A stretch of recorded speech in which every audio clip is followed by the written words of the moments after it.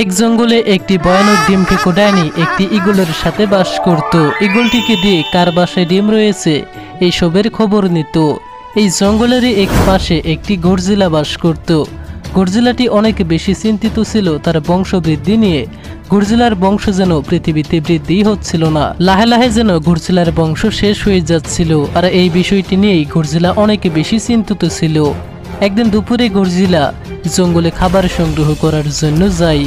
এই জঙ্গলের এক পাশে একটি গাছের উপরে একটি টুনটুনি পাখি বাসা বেঁধে বাস করত। এই টুনটুনি পাখিটি কিছুদিনের ভিতরেই তার বাসায় দুটো ডিম পারল। ডিম দুটি পেরে টুনটুনি অনেক বেশি খুশি হয়ে যায়। আর দিনের প্রায় ভাগ টুনটুনি তার ডিম দুটিকে পাহারা দিত। একদিন দুপুরে টুনটুনি জঙ্গলে খাবার খাওয়ার জন্য বের হলো। এদিকে ডিম খেকো ডাইনি তার ঈগলকে আদেশ করে এই জঙ্গলের কার বাসায় ডিম রয়েছে এইসবের খবর নিয়ে আসার জন্য।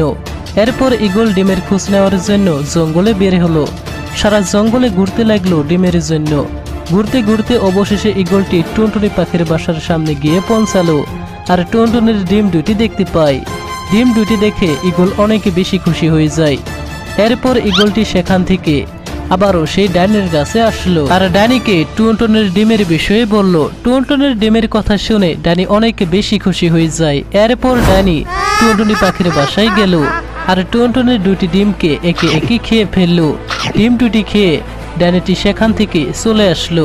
কিছুক্ষণ পরে টুনটুনি তার বাসায় এসে দেখে তার বাসায় ডিম নেই। ডিম না দেখে টুনটুনি বুঝতে পারে কেউ মনে হয় তার ডিম দুটি খেয়ে ফেলেছে।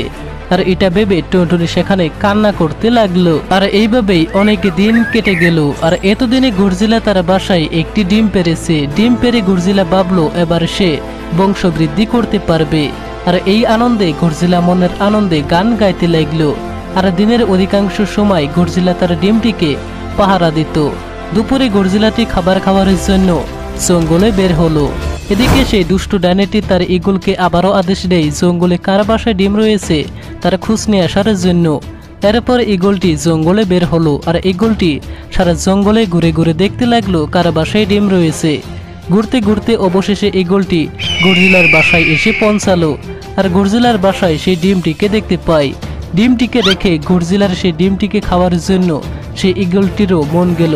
এরপর ঈগলটি সেই ডাইনের কাছে আসলো আর ডাইনিকে গরজিলার ডিমের কথা বলল। আর সে সাথে এটাও জানায় গরজিলার ডিমটিকে দেখতে অনেক বেশি বড়, তাই সে গরজিলার ডিম একটু খাবে। এরপর তারা দুজন গরজিলার গুহায় আসলো। আর গরজিলার গুহায় এসে ডাইনি গরজিলার ডিমটিকে দেখে অবাক হয়ে যায়, কেননা সে এর আগে এত বড় ডিম দেখেনি। আর ডাইনি একাই সেই গরজিলার ডিমটিকে আস্ত গিলে খেয়ে ফেললো। আর এটা দেখে ঈগল অনেক বেশি রেগে যায়। আর তাকে একটু খাবার জন্য না দেয় ঈগল ডাইনির সাথে ঝগড়া করে সেখান থেকে চলে যায়। কিছুক্ষণ পরে গরজিলা খাবার সংগ্রহ করে তার গুহায় ফিরে আসলো। আর গুহায় এসে তার ডিম না দেখে গরজিলা কান্না করতে লাগলো। আর গরজিলা বুঝে নেয় কেউ তার ডিমটিকে খেয়ে ফেলেছে। আর এবারও গরজিলা তার বংশ বৃদ্ধি করতে পারল না। কে তার ডিম চুরি করে খেয়েছে তা জানার জন্য গরজিলা জঙ্গলে বের হলো। জঙ্গলে ঘুরতে ঘুরতে টুনটুনিকে দেখতে পায়। আর টুনটুনিকে জিজ্ঞাসা করে তার বাসার সেদিক থেকে কাউকে চলে যেতে দেখেছে কিনা।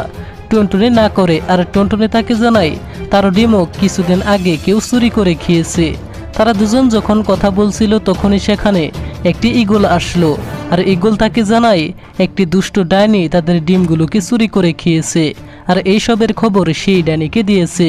কিন্তু ডাইনি গরজিলার ডিম তাকে খাওয়ার জন্য না দিয়েই সে ডাইনির কাছ থেকে চলে এসেছে। দুষ্ট ঈগলের মুখে এইসব শুনে গরজিলা অনেকে বেশি রেগে যায়। আর গরজিলা একটি লাথি দিয়ে সে ঈগলটিকে দূরে ছিটকে ফেলে দেয়। আর ঈগলটির সেখানেই মৃত্যু হয়ে যায়। এরপর গরজিলাটি যখনই সেই ডাইনিকে মেরে ফেলার জন্য যাবে টুনটুনি রুখে দাঁড়ায়। আর টুনটুনি তাকে জানায় সেই ডাইনের মায়াবী শক্তি রয়েছে, তাই তার সাথে গরজিলার পক্ষে পেরে ওঠা অসম্ভব। তাই তাদেরকে একটি তান্ত্রিকের কাছে গিয়ে তান্ত্রিকের কাছে সাহায্য চেতে হবে। এরপর তারা দুজন একটি তান্ত্রিকের কাছে যায়। আর তান্ত্রিককে সেই দুষ্ট ডাইনের বিষয়ে সমস্ত কথা খুলে বলে। এই তান্ত্রিকটি ছিল দুই মাথাওয়ালা রাক্ষস তান্ত্রিক। টুনটুনি আর গরজিলার মুখে ডাইনের কথা শুনে তান্ত্রিকটি খুশি হয়, কেননা এই রাক্ষস তান্ত্রিকটি সবসময় ডাইনেদেরকেই বন্দি করত। এরপর তান্ত্রিকটি টুনটুনি আর গরজিলার পিছন পিছন তাদের জঙ্গলে যেতে লাগলো। আর সেই জঙ্গলে এসে তান্ত্রিকটি সেই ডাইনিটিকে দেখতে পায়। এরপর তান্ত্রিকটি একটি চক্র সেই ডাইনের দিকে ছুঁড়ে মারে। আর সেই চক্রের ফলে সেই দুষ্ট ডাইনিটি একটি বোতলে বন্দী হয়ে যায়। এরপর থেকে জঙ্গলের পশু পাখিরা কোনো ভয় ছাড়াই তাদের বাসায় ডিম পারত আর জঙ্গলে খাবার সংগ্রহ করার জন্য বের হতো।